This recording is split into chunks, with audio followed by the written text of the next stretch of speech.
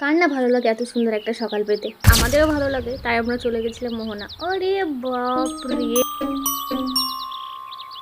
So hello দুষ্টু মিষ্টি বন্ধু বান্ধবেরা, আজকে আবার চলে এসেছি দীঘার পার্ট ব্লগ। সরি আবার চলে এসেছি আমরা দীঘার নতুন একটা ব্লগ নিয়ে। আজকে ছিল আমাদের মোহনাতে যাওয়ার দিন।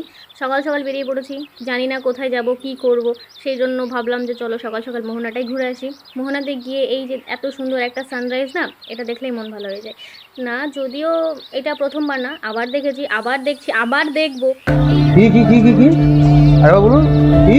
জানি কি জানি না, ব্লগে এসে কি যে বক বক করে সারাক্ষণ, কিন্তু কোনো কথাই শোনা যায় না।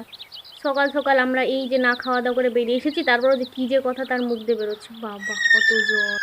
চারিপাশে যেন খালি জল আর জল, কি যে করি কিছুই বুঝতে পারছি না। সেখানে গিয়ে সবাই দেখছি এই যে জলে গিয়ে ছবি টবি তুলছে, কি আর করবো।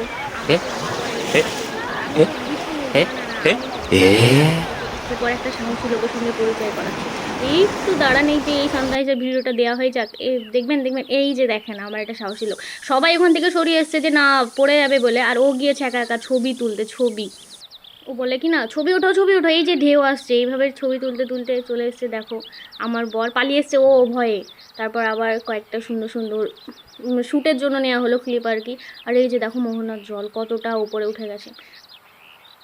সরি, সো আজকের মতো টাটা ব্লগটা এখানে শেষ করছি। তো নেক্সট পার্ট নিয়ে আবার আসবো, সঙ্গে থাকো, ভালো থাকো, বাই বাই।